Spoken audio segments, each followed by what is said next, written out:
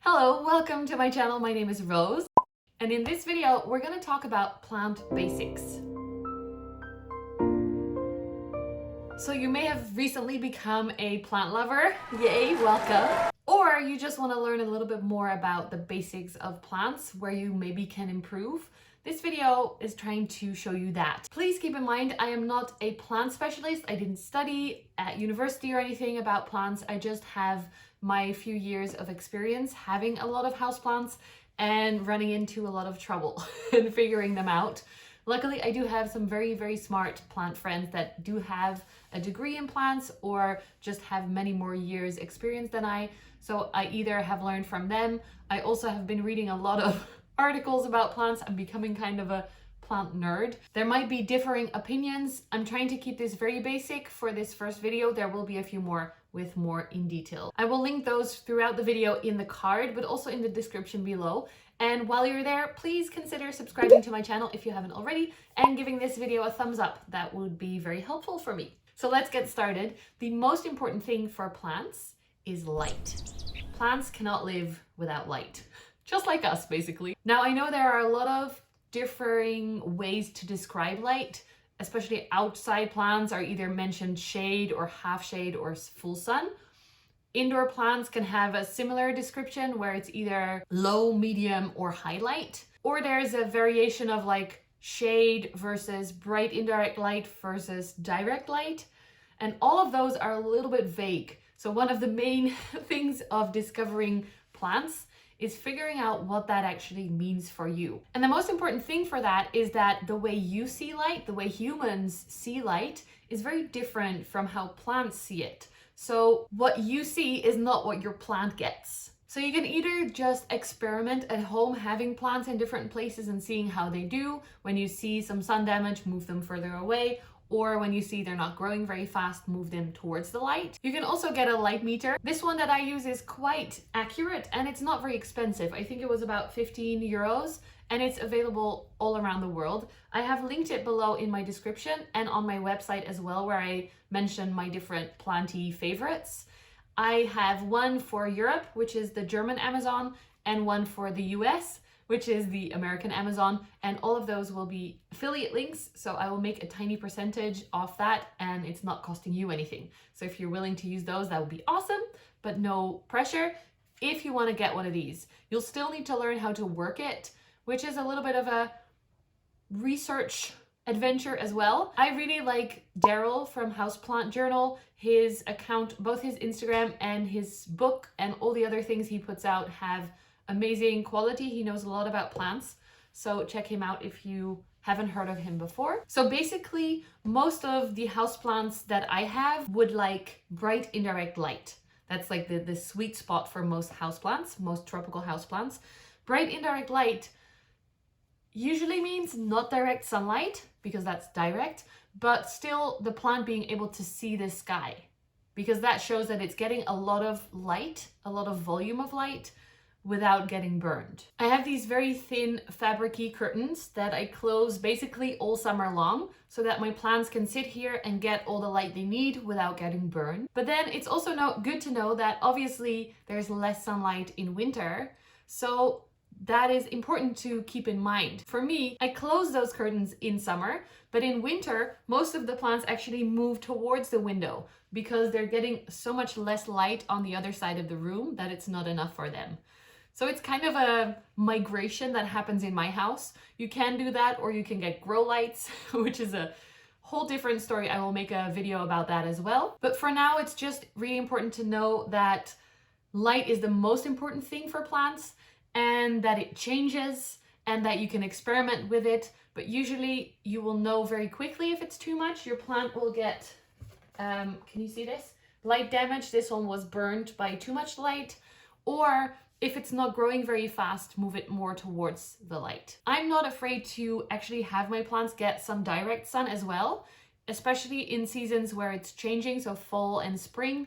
I keep the curtains open because not all sunlight is equal. In the summer, it's much more strong, much more bright.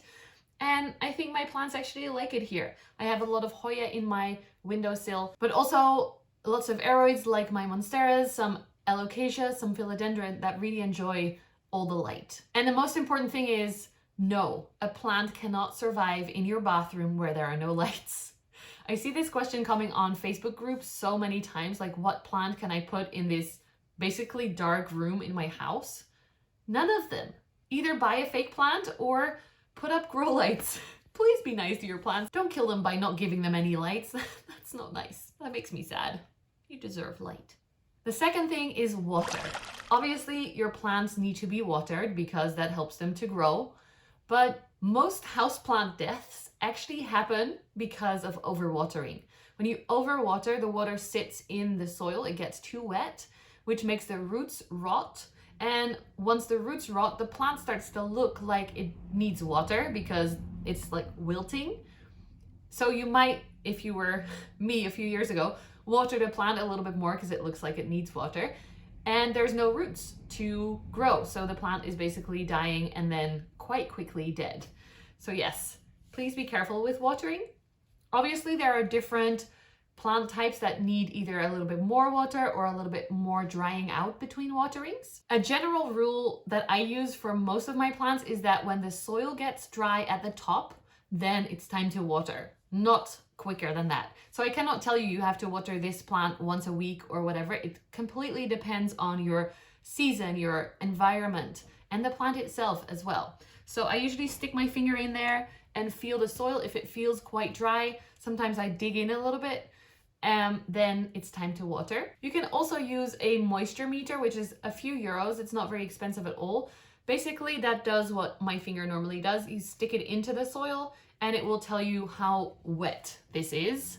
So this one, for most of my houseplants here, I would water them when it says 3 or less. As you can see, 3 is the red one. And for some, it needs to be a little bit more than that.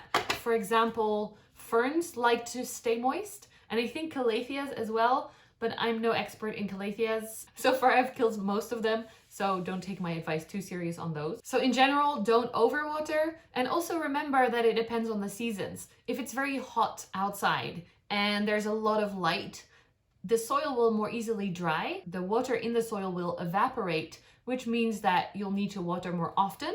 When in winter, for example, you'll need to water a lot less because it's cold and dark, so the plant doesn't use as much water as well as it doesn't evaporate. So yes, that will mean less watering or killing your plants. One of the reasons why people are hesitant of winter coming when you just got into houseplants. Don't worry, it's going to be fine, but just make sure you don't overwater your plants. The third thing to think about is the soil that the plant lives in. Often plants come in a soil from the shop and you would think that that is good. It's not always good. Not all growers know what plants like in our home environment, which is often quite different from the greenhouses that they grow in. So I always recommend to have quite an airy soil mix because the roots like to not just get water, but also get fresh air, oxygen. So what I do, I get a mix from the garden center and then I mix in either some bark bits or charcoal bits, or if you want to be fancy, get some perlite and mix that in there just to give the mixture a little bit less density. I actually have a video that you can find here where I show you what I use for my mix, so you can actually follow my kind of recipe for a good soil mix for houseplants.